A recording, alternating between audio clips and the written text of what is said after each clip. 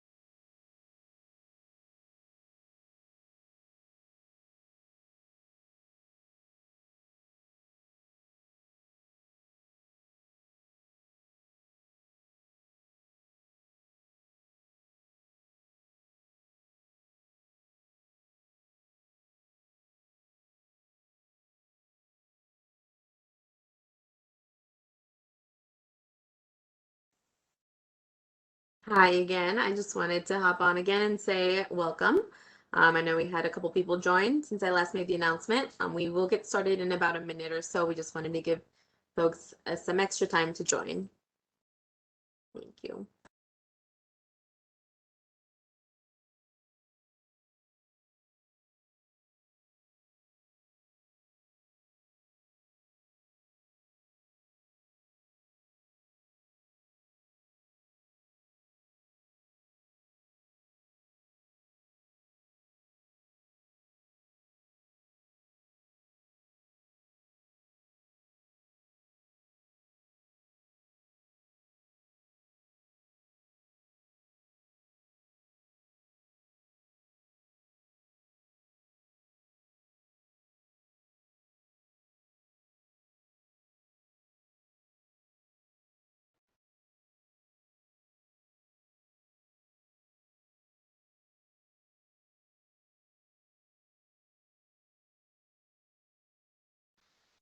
Alrighty, so it is 6:05.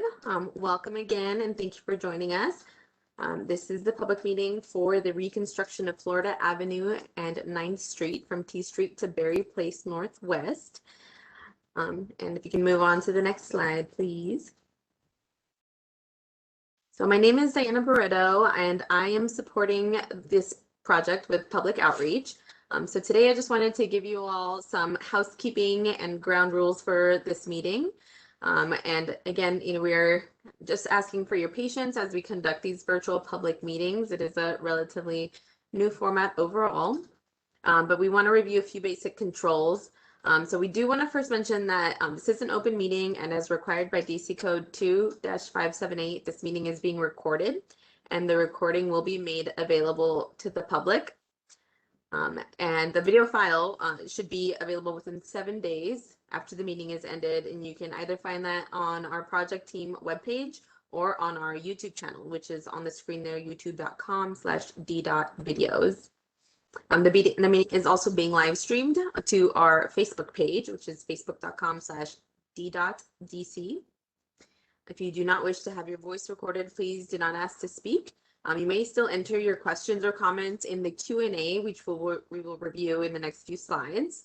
And when you enter your questions in the Q&A piece, we will monitor them and answer them all at the end of the presentation during the Q&A portion.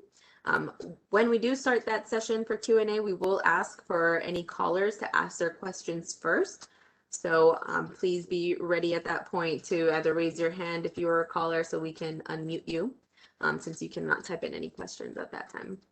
If you do need technical support during this meeting, you can call the number at the screen there below, 202-309-3491. Next one. So a few quick things here on using the controls on WebEx. Everyone is on mute right now, and you're not able to unmute yourself. We can unmute you during the Q&A and comment period, and this just helps ensure that the meeting runs smoothly, so there's no auditory disruptions during the presentation.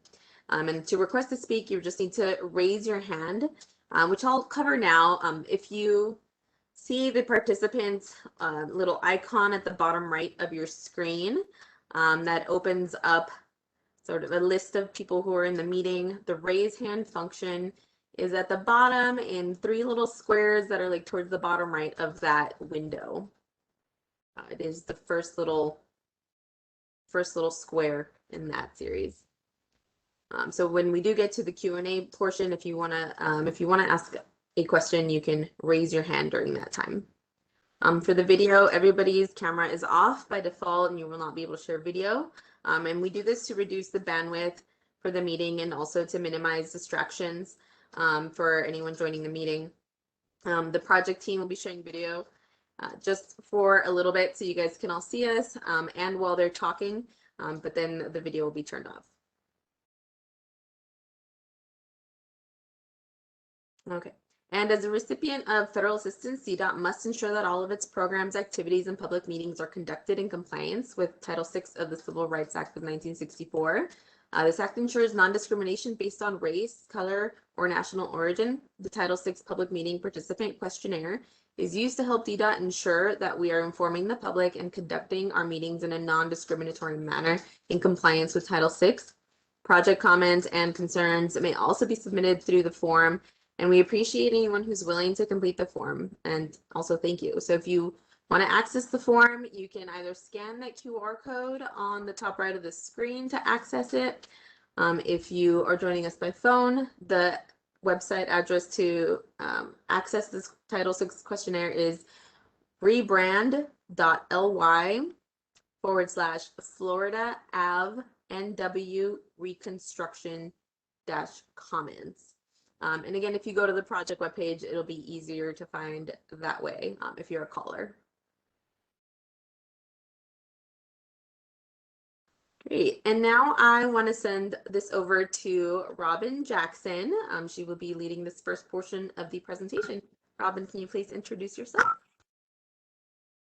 Yes, good evening and welcome to the pre-construction kickoff meeting for the reconstruction of Florida Avenue and 9th Street from T Street to Berry Place. We are excited to present the project to you all. My name is Robin Jackson. I'm the Deputy Program Manager for Team 1, Wards 1 and 2, for DDOT's Infrastructure and Project Management Division. I'm joined by Hunte Kim, Program Manager for Team 1, who will assist in addressing questions at the end of this presentation. As some of you know, this project has been in the works for a long time. In 2016, DDOT restarted the design after a higher crash intersection site walk representatives of the ANC. DDOT completed the design in 2019, and since then we've been in constant communication with the ANC for sharing the design as completed and receiving full support from the ANC. Next slide. Tonight we will introduce the project team and the purpose of the meeting, provide an overview of the project area and objectives, as well as discuss some construction activities, timeline, and general safety. Next slide, please. The project team was represented by Sam Oyedele, who is DDOT's project engineer and contract administrator for this project. The firm RK&K is the construction manager led by Sam Malego. PRR for Outreach represented by Tracy Strum-William and Tammy Lincoln-Mott. The construction contractor is Capital Paving. Next slide. The purpose of tonight's meeting is to present some primary features of work to be constructed, expectations for impacts for construction, give a general overview as to what work is happening when, and discuss the ways we'll work to keep the public safe during construction. Next slide, please. The project area is Florida Avenue and 9th Street Northwest from T Street to Berry Place. The area includes improvements to a portion of the upcoming 9th Street cycle tracks led by DDOT's Active Transportation Group. And the area includes permanent safety improvements at high crash intersections, 9th Street, Florida Avenue at T and B Streets. Next slide. The objective of this project is to aim to provide safer infrastructure for all modes, improve existing conditions, reconstruct and replace pavement along the corridor, as well as improve the overall streetscape. And now I'll hand it over to Sam Malego to discuss more about the project scope and activities. Thank you. Thank you, Robin. Good evening, everyone, and welcome. As part of the scope of the project, this is the type of the cross sections that you would see as final configuration. There would be a two-way bike lanes and a reconfiguration of the pavement. Next slide, please. This is also another typical detail showing the difference between the existing condition, which is the cross section on the bottom, and the top, which would be the final configuration. Next slide, please.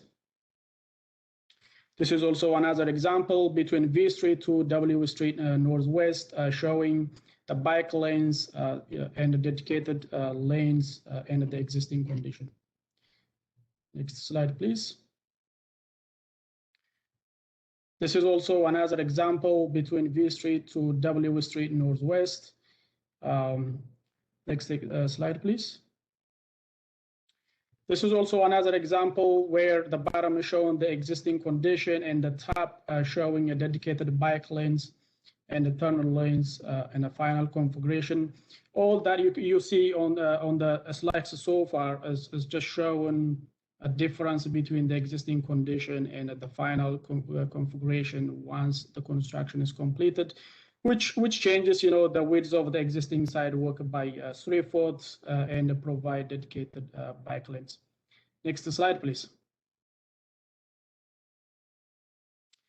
This is also another section showing, the difference between the existing condition and the final configuration on a V Street improvement. Next slide, please.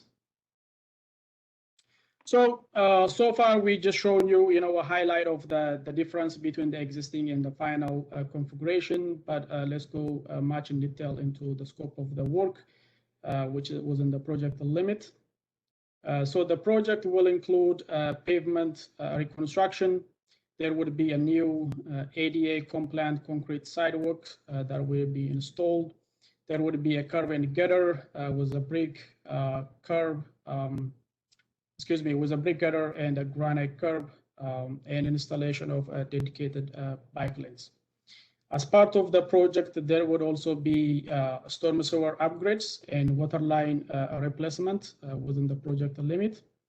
As part of the safety reasons that Robin mentioned earlier, there is a high crash areas of the 9th and U Street and V Street intersections. As part of that, there would be a new traffic signal and signs placement and installation.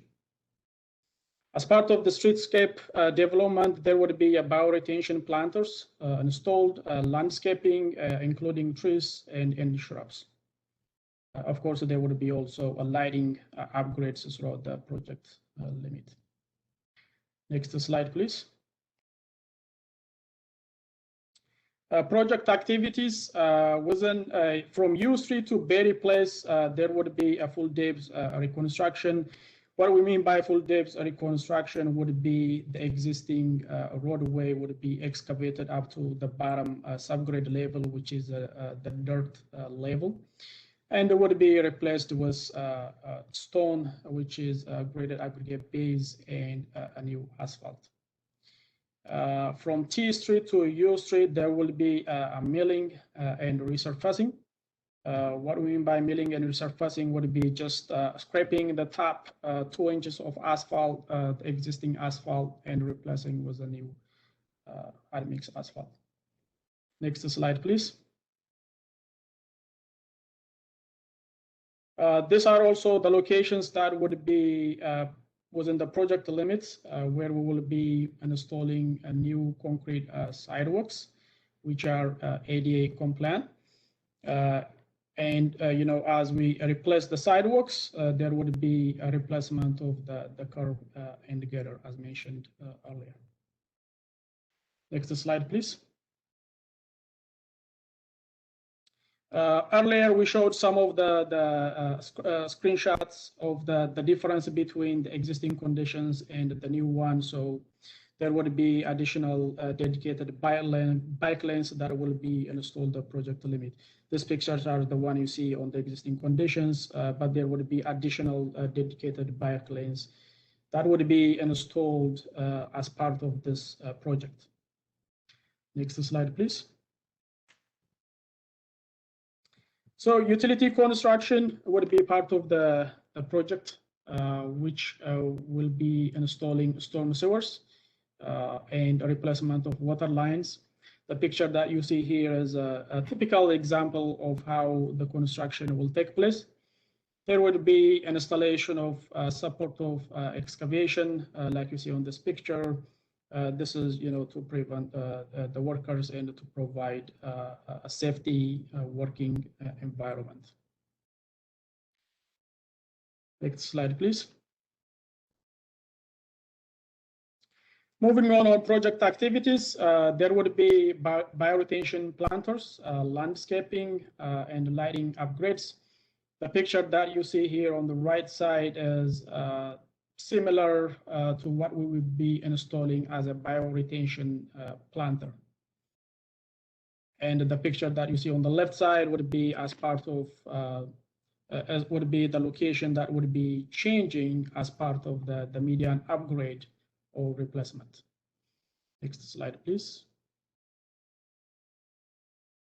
So it was mentioned earlier by Robin also, one of the objectives, the project objective that was driving this project was intersections, like we mentioned earlier, where, there was a lot of accidents due to speeding, illegal passing, pedestrian conflicts, and lane shifts and line crossing. And there were also some conflicting signs. There were side distance issues. There are also 70-foot crosswalks. No market bike facilities. So there would be reconstruction of the intersections, and there would be upgrades to the traffic signals that would provide a safer access to all modes, including pedestrians and bike lanes. Next slide, please. This is also another example where the picture that you see on the left is from Google Maps, where at the current condition of the 9th and U Street, and on the right side would be the design, which you would see at the end of the construction. There are some dedicated parking spaces, and like I said earlier, there would be an upgrade to the traffic signals. Next slide, please. This is also another example where we will see an upgrade and a change of the intersection at the 9 and V Street intersection. Next slide, please. This is another example at a V Street intersection. Next slide, please. So project timeline, construction would be started in July 2021. There is a duration of 365 days, which is 1 year, and we anticipate construction to be completed in summer 2022. Next slide, please. So what to expect during construction, and just to go over overview of what you will be seeing on a daily activities.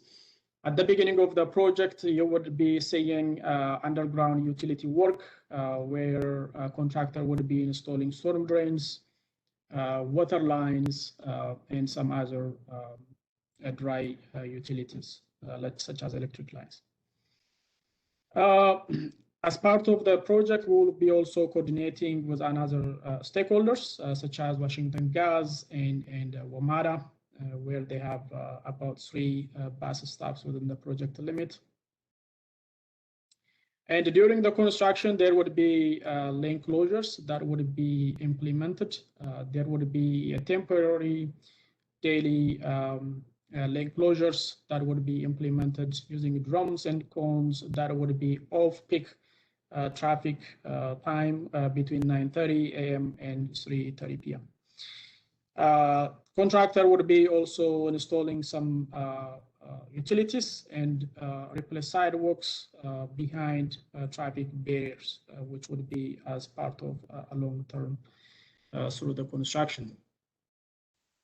There would be temporary parking restrictions as we work through the project. There would be notices that would be put out in advance to residents in the area and the business owners in the area,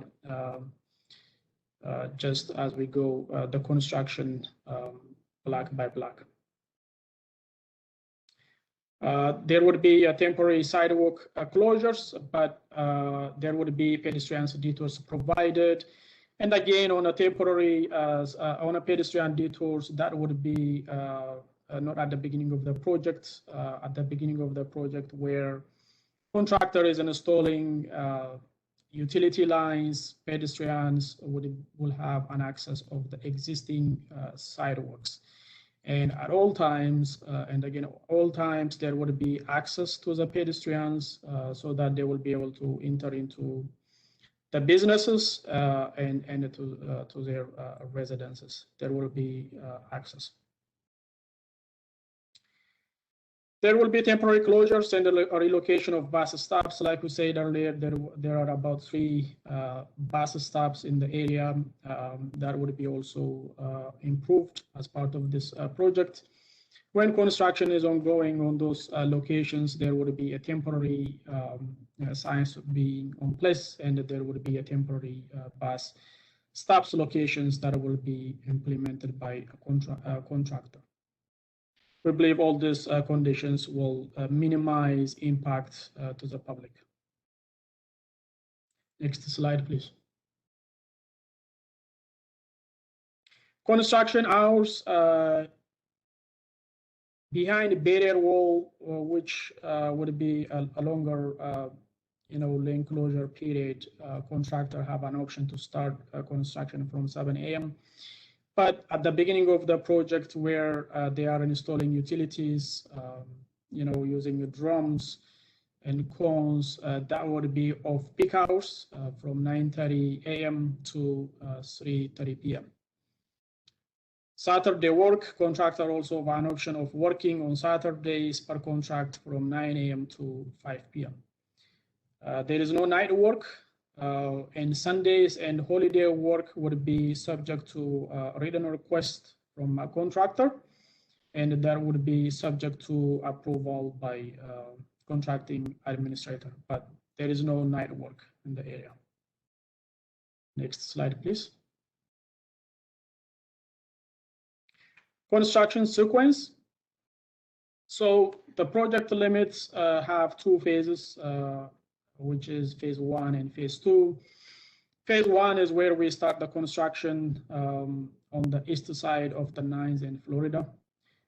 Contractor will start installing utility lines. Once utility lines are installed, they will start installing the curb and gutter, sidewalks, ramps, and driveways.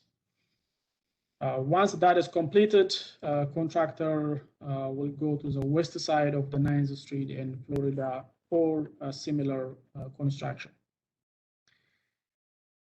Once the flood work and utility work is completed, there would be roadway reconstruction and final resurfacing, which means there would be asphalt placement and pavement marking placement as part of the final construction. Next slide, please. Safety, maintenance of traffic. So safety is everyone's goal. We would like to have a 0 incidents and no accidents on a project area. It's our goal to have everybody go home safely without any incidents. As maintenance of traffic, contractor would be placing advanced warning signs and arrow boards and portable variable message signs, which will alert drivers in advance that there is a construction ahead of them. There would be a 10-foot minimum travel lane that would be provided to the drivers. And like we said earlier, during construction, there would be access to residents and to the businesses all the time during construction. And this maintenance of traffic is only for a construction during the day. There is no construction during night shift. Pedestrian safety. There would be pedestrians would be utilizing the existing sidewalks at the beginning of the project. Once the utilities and gutters are completed, once that is done, there would be a dedicated pedestrian detour that is about 10 foot wide, so that pedestrians are protected from the ongoing construction. Safety, contractor have their own field personnel trained on all safeties, and they will be addressing the daily hazards associated with their construction activities. And there would be advanced warning signs and different type of signs so that alerting the pedestrians will not be entering the work zone. Next slide, please. So public outreach, we have our main team, which is PRR, as part of the public outreach, as was introduced earlier on our presentation. There would be a bi-weekly field visits that would be done and to the project site. Diana, would you like to add anything regarding the public outreach, please? Sure, yeah, just so folks know, so I am supporting the efforts. We have some other team members leading. But yeah, so every 2 weeks, we are going to aim to come by and deliver some project updates, and that would be door to door. We also plan on distributing some of these project updates through our project website, and Lori dropped in the project website in the chat, which you should be able to see, but not use, because we're hoping everyone is dropping their questions into the Q&A. Also, we will be at times sending out some of the activities through the DDOT social media pages. So if you can, follow on Facebook, Twitter, those kinds of things, you will also be able to see some project updates that way. The project team will also be participating in outreach with some of the ANCs. So if there are meetings where you would like the project team to come give an update, please let us know, and we can coordinate that. Aside from that, we will send out some email distribution of the same kind of project updates that we'll be delivering to that area, and doing outreach to the businesses and such as well. Thank you, Sam. Thank you, Diana. Next slide, please. So we, would like to stay connected with the business owners, residents with a project limit. It's a project team's goal to minimize all impacts in the area due to construction. There is a project website that you see here and the link, for updates as we go through the construction. Project contacts, Samuel Idole is a DDOT project engineer for any questions, concerns, and I am Sam Lalago, consultant resident engineer from RKNK. Tammy Lee would be a public outreach main person in regards to public outreach from PRR. Let us know any questions, any comments later on. Next slide, please. All right, I will turn into questions and answers, please. Yeah, thank you, Sam. So we did have a few questions come through the Q&A feature. Thank you again for doing that, submitting your questions that way. If you are looking for the Q&A feature, if you go to the bottom of your screen, there'll be some tabs that say participants, chat, and then the 3 little dots. If you click on those, you can click on the Q&A feature there, and it'll allow you to enter your questions. Also, at this point, we do want to give any ANC representatives the option to ask any questions or introduce themselves and acknowledge their presence here. So if you are an ANC representative, please go ahead and use the raise your hand feature if you'd like to introduce yourself, and we can unmute you once you do that. So I'll give it just a few seconds.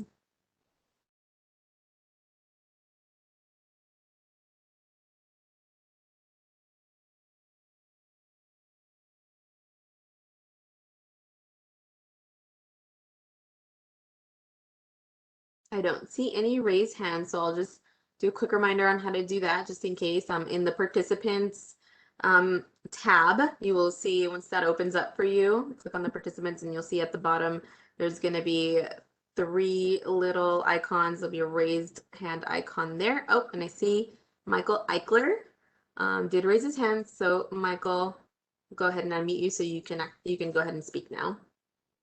Hi, thank you. Michael Eichler. I'm a commissioner for 6E01, which is just south of the project area, covering 9th Street from S down to O, and then points east into the south of there. But I've been really curious about and interested in this project area for quite some time, specifically the northbound lanes of 9th/Florida, north of U, having far too wide, no demarcation of any lane markings, and a super narrow sidewalk that's interrupted by lampposts. So I'm very excited to see this project moving forward in providing ADA accessibility, sort of rationalizing the roadway space, making sure that people know where they're supposed to be in order to reduce conflicts between vehicles and also between vehicles, peds, bikes, etc.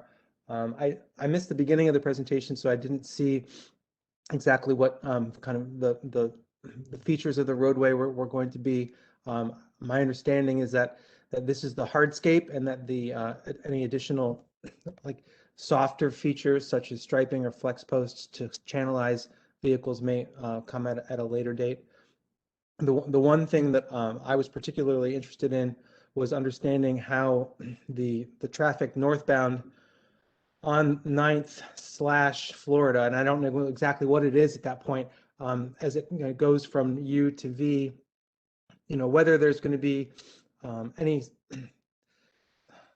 sort of, I'm mostly just concerned that like the way 9th and Florida split off from one another right at V, right by the 930 Club, it's just a big mess, right? There's the cars aren't really sure where they're supposed to be, peds aren't sure where they're supposed to be. I'm not a big fan of any sort of gentle turns. Like, right turns are great. Any veering off to one side or the other can cause challenges for peds. They have to look over their shoulder to see if there's a car coming towards them. So I would be just interested to hear how you plan to address like the pedestrian safety around the 9th/Florida V intersection right there by the 930 Club.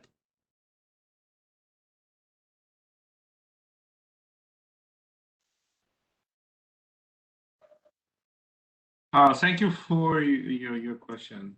Oh, by the way, my name is Hunte Kim. I'm the program manager for Team 1. And I'll probably provide you an answer for that.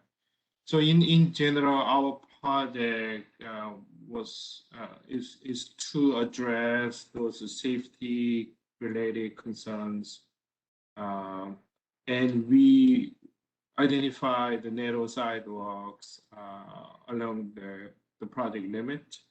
So and probably the existing sidewalk right down to from the U to all the way to the Berry Place. There are several locations where the sidewalk became pretty narrow, probably up to 5 feet, even slightly narrower than, and as you said, ADA is not really accommodated in the existing sidewalk. So in general, our project is trying to address those by extending the sidewalk generally to 10 feet.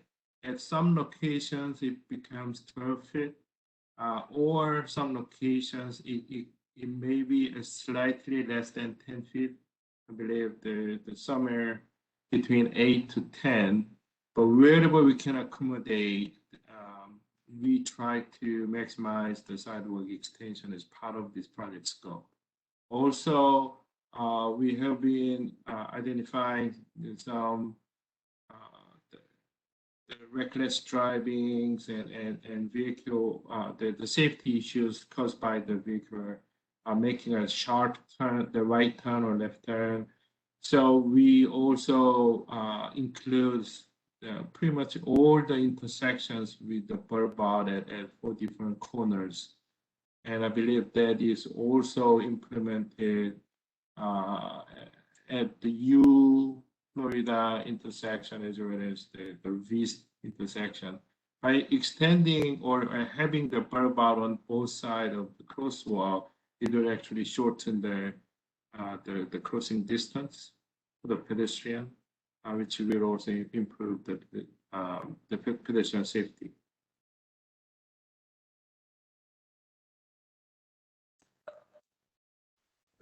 Thanks for that. Is there a possibility that you could zoom into the layout of 9th and V in Florida and just bring that up on the screen? Is that something you could do?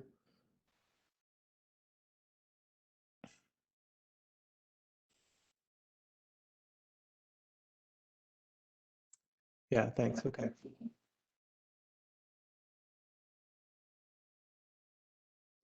I mean, I guess my concern with this particularly is that there is no crosswalk that allows you to stay on 9th to go from 9th to Florida. You know, you have to sort of cross on 9th and then cross again across 9th to get to Florida, and that people are going to do that movement anyway.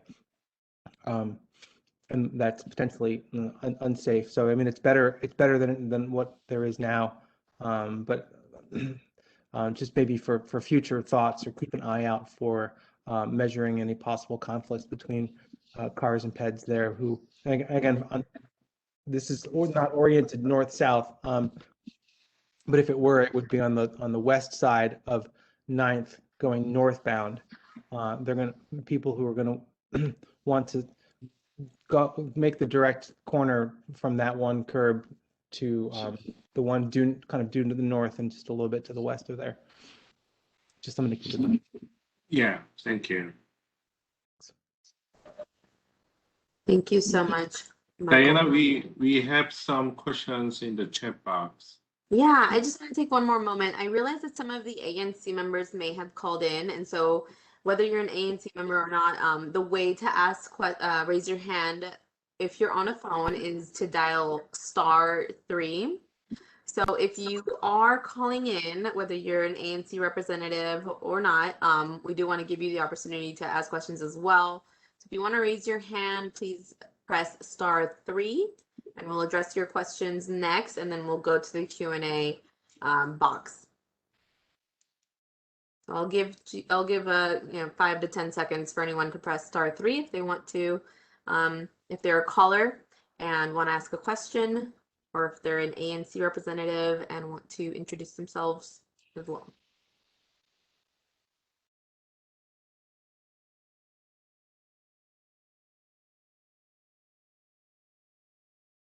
All right, just a little bit of awkward silence, but no hands raised. So we will go on to the Q&A, and I will answer I will ask some of those questions to the team members as they came in, and the team member who has the answer will jump in on that. So I think we answered most of the first question that came in, that it says where sidewalks and sidewalk extensions, considered along the segments of 9th and Florida, where no parking and no stopping currently exists, which is on the eastern side of HFA, the parking lot, and the Floridian apartments, where there currently are very narrow sidewalks that don't meet the ADA minimum, and if those sidewalk extensions were not considered, why not? And Hunty, I think you had an answer for that. Okay. Yeah, so as I described, we try to maximize the sidewalk extension to go above and beyond. So minimum 10 feet, that's what we tried. Some locations we may not be able to do it, but whatever the space we can have, we try to extend the sidewalk along the pretty much the whole project section on this project. Great, and then a follow-up from the same person. Will there be any hardened pedestrian refuge islands at the crosswalk crossing 9th Street where it intersects with V Street?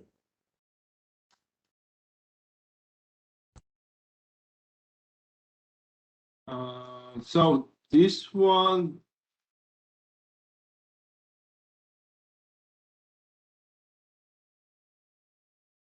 Sam or Cassie probably can check the plan, but I think there will be the median at the location 9th Street. So if you, Cassie or Sam, can you explain that about those changes? Yes, so there are 2 raised medians going in as part of this project. We are retaining the raised median on Vermont Ave, and then there is a raised median that is being constructed on Florida between Vermont and W Street.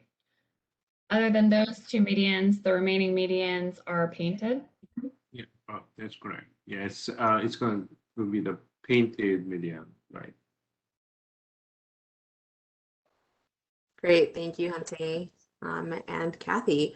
And then Santiago, your last question there, I don't think came in all the way, so if you want to resubmit that, we can answer that. The next question that we have a few about bike lanes. So the first one is, why are we not using this opportunity to extend the protected bike lanes coming to 9th Street farther north along Florida Avenue? And then I'll just add in a couple of the questions that came in so that they can be answered together.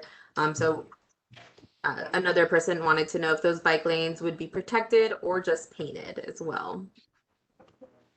Yeah, so first of all, the bike lanes on this project will be the painted either dedicated or shared use bike lanes. It's not going to be the protected bike lanes. But I would like to mention that this project has a very long history, and we restart the project. I mean, this project has moved on up to a certain point and then stopped for various reasons.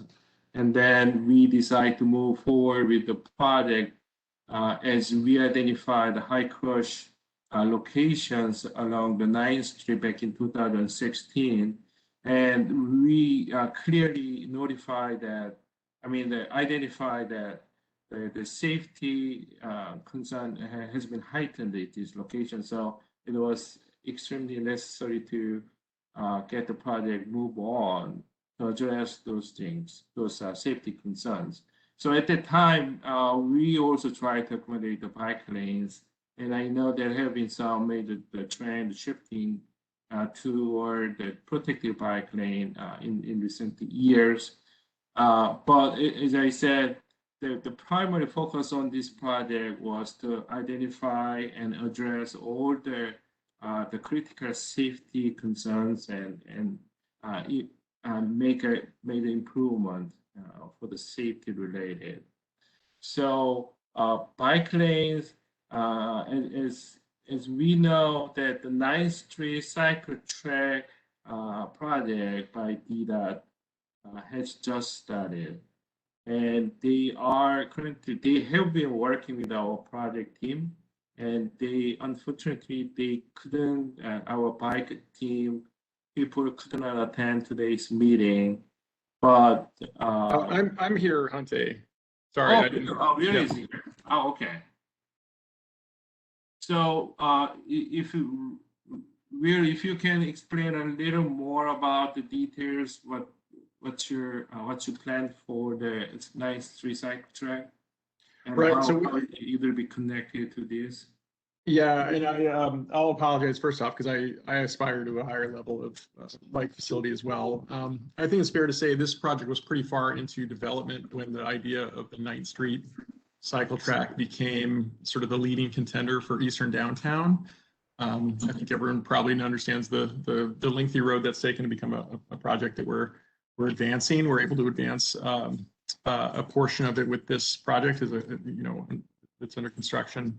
About to be under construction, and I think it's fair for us to take that criticism and try to do better and see what else we can do from the we can frequently move the striping around, so it's a fair criticism and I'll take it, and we'll try to take a look at north of here and see if we can't make a better link for cyclists going north. And I think some of this, so there were some comments I saw that were about southbound cyclists. How do the movements happen? I think what we're trying to do is match this project to the rest of the cycle track project that is now advancing. So for southbound cyclists, rather than a crossover, they would have a continuous experience going down that facility. So maybe that answers some of them. I know there were a whole bunch. I was trying to cover a lot of bases here. Hunte, was there anything else that occurred to you that we can take a second look at? You mean I think that gives the general perspective of your project. Appreciate that. But as Will also explained, and I previously mentioned, we didn't want to hold this project too long, as the project has been delayed for a long time, and we clearly understand that this safety improvement is absolutely needed for the community. So that's why we decided to move on with our current design. And I think it's fair to say that, in the last 2 years, DDOT has made bike facility planning much more integral. This plan's origins predate that. So again, it's not a great excuse. We're going to take another look at it and see what we can do from here, while letting the capital construction projects can take around 10 years to develop and get to a contract. I think that's maybe a little bit shorter here, but some of the other ones we're working on, like C Street, they're a 10-year, sometimes a little longer pathway from concept to actually starting construction. So yeah, without holding the whole thing, because there are a lot of really good safety features baked into this that we can then iterate on in future facility developments. And certainly the biggest, the big win's going to be the 9th Street cycle track. I think it'll go from here all the way down to Pennsylvania Avenue. It's going to be one of the longest facilities in town.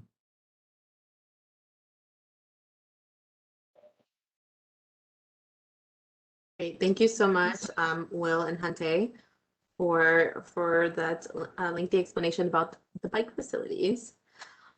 We will move on into some questions that aren't about bike lanes for a bit. And if there are any pieces that we left out, we can come back to those if you want to submit them again, if there were specific pieces of that you have additional questions for. But so some other questions that came up are about the project plans. Will project plans be posted to the project webpage for a closer look?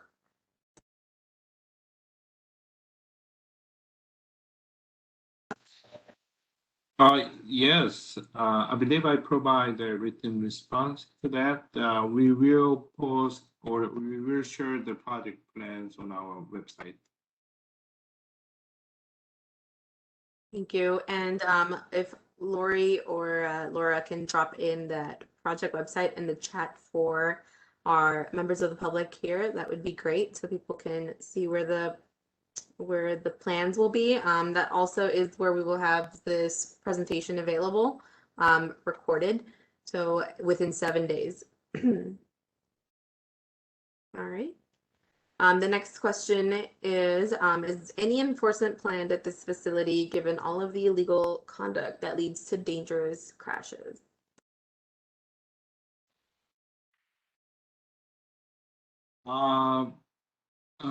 Any enforcement is not part of this project, but I do understand that there have been some changes in terms of the camera installations and probably the enforcement activities. We probably have to double check what's the current status and probably share the information with the public later.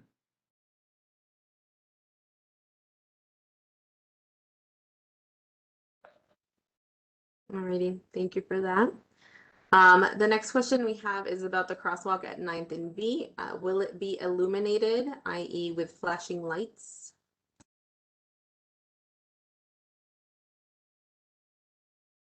So I'm not quite sure if I understand this clearly. Is that I'm not sure if it's the question about the crosswalk paint or marking, or it sounds like the flashing light, whether the crosswalk will be signalized or not. Sam or Cassie, can you please check if it will be signalized? I think it is. Yes, it is signalized. I'm not sure if we're asking about the additional flashing yellows or what the question is focused on, but it is a signalized intersection with pedestrian phasing. Okay, thank you.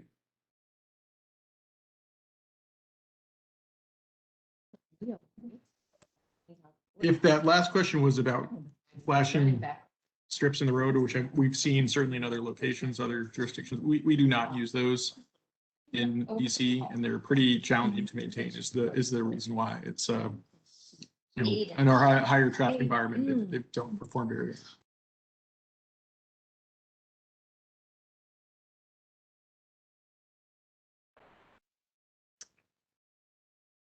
Alrighty. At this point, it looks like we have considered, or sorry, that we have answered verbally all of the questions that have come through. I know we had a lot about the bike lanes, but I think Will and Hunte covered all of those topics. So if there are any additional questions that you all have from our members of the public or ANC representatives, again, please be sure to use that Q&A function. And we can hold for a little bit in silence to see if there's anyone else that has any questions left to ask. I'll be monitoring that.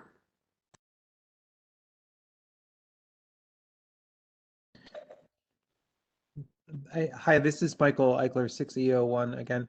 Could you remind us of what the timeline is for the beginning of the project and when it's going to end?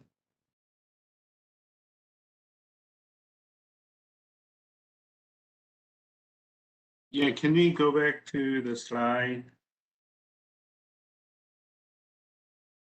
So we are trying to, we haven't set the start date yet due to some difficulties to find the field facilities at this time.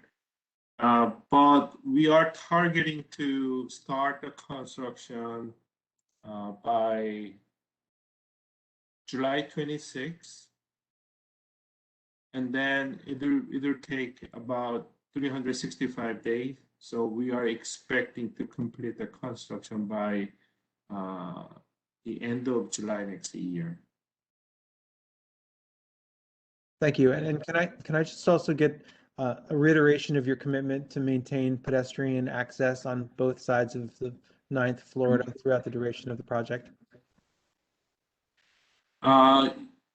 Yes, we will maintain the pedestrian access to all the business and residents at all time.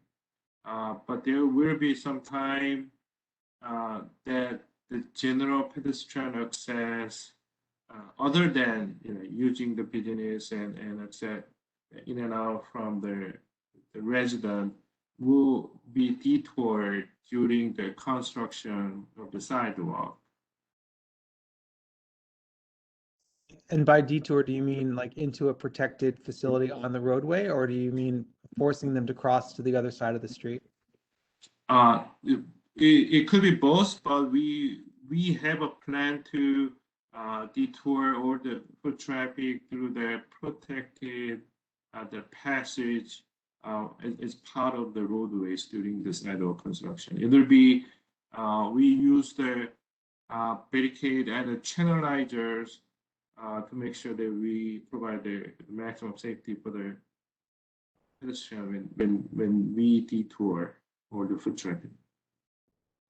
Thank you. Thanks. Okay, and an additional comment, I know that we had a question that we answered about the design files available on the project website. And just so everyone is aware, those files are quite large and take about 2 to 3 minutes to load, depending on the speed of your connection. So when you do access those, just be patient, please. If they don't come up after 5 to 10 minutes, then we can probably find an alternate way to get those to you if you email one of our folks on the website. And Diane, can you bring up the page that shows the URL so that anyone who's just getting that can jot it down? Thank you.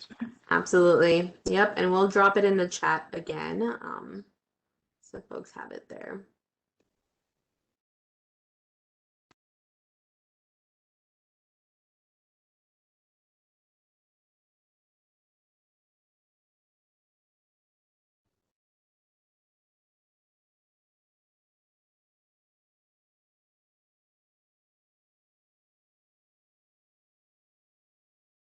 All right, it's been a few minutes since we received our last typed question through the Q&A function. So we'll give another few seconds for anyone to complete a question or submit if there are any lingering questions out there. Also remember that, if you think of questions later on, tomorrow, next week, you can email the project contacts here on screen.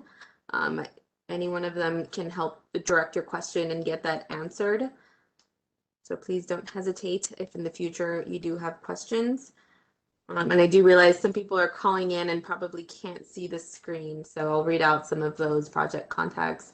Our DDOT project engineer, Sam Ayodele, and that's his, I'll spell that out. The email is samuel.ayodele@dc.gov. Sam Lego, and the email is slalego@rkk.com.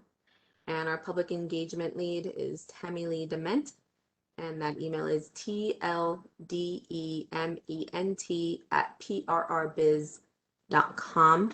And I do see that we have a hand up from Garrett Hannigan. So we can take that question. Go ahead, Garrett. Good evening. Thanks for holding this meeting. My My name is Garrett Hennigan. I'm with the Washington Area Bicyclists Association. Understanding all the comments you all have just made about sort of maybe looking for opportunities to maybe improve the design of the bikeways, because this project is rather old. I wanted to just hone in on one particular detail. Outside the Whole Foods on what is now Florida Avenue, is my understanding correct that that entire section of road will be sort of rebuilt, redesigned?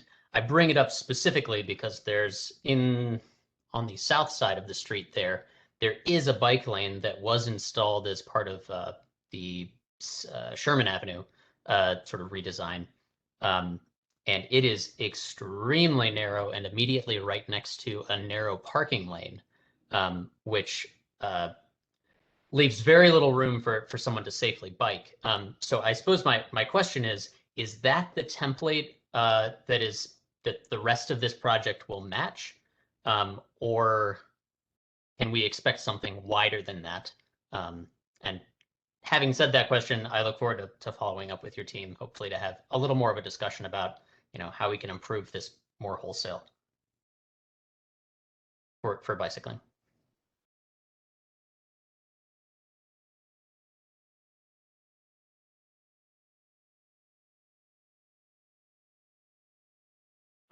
And I'm trying to look through as we go. I'm trying to look through the plans to see how it's handled.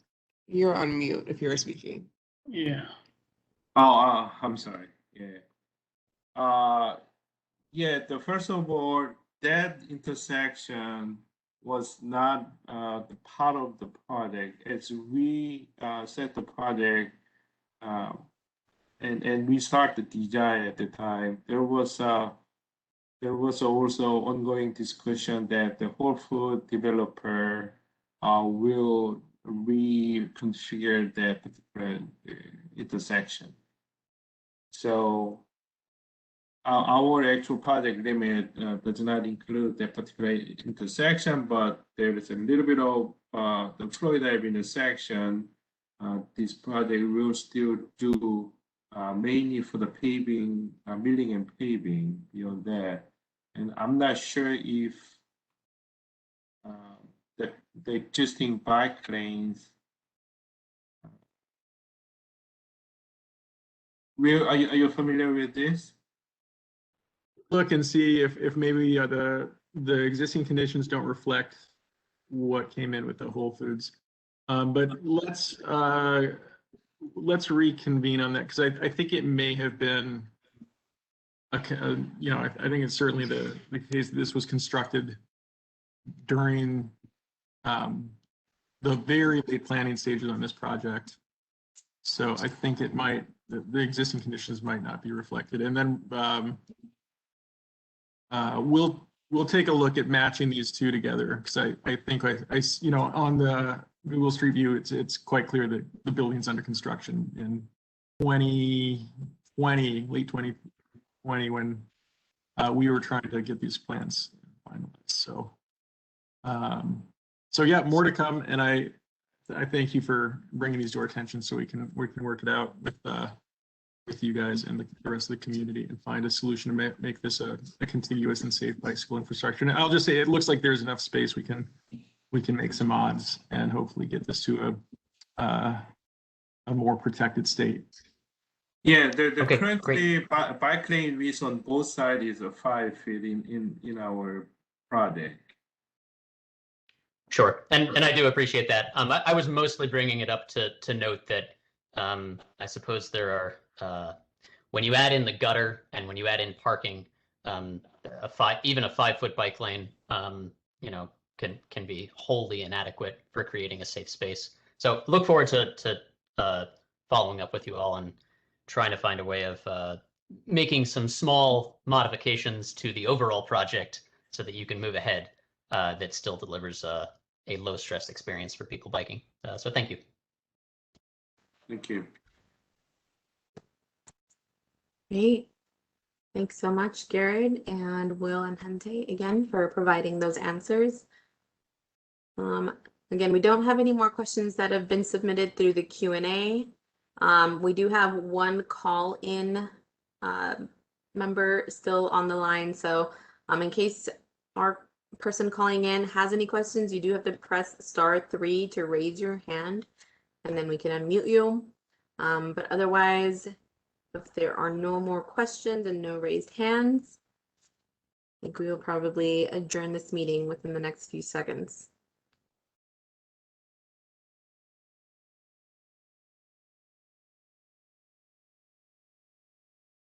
Alrighty. Well, thank you everyone for joining us tonight, and for the folks who stuck through to the end, thank you also for being here. A reminder that this was recorded and this will be posted on the project website within 7 days. So again, the project website was dropped into the chat, so you can find it there. And please feel free to visit the site and submit any additional questions you may have thought of after the fact. Thank you all for being here today. Thank you.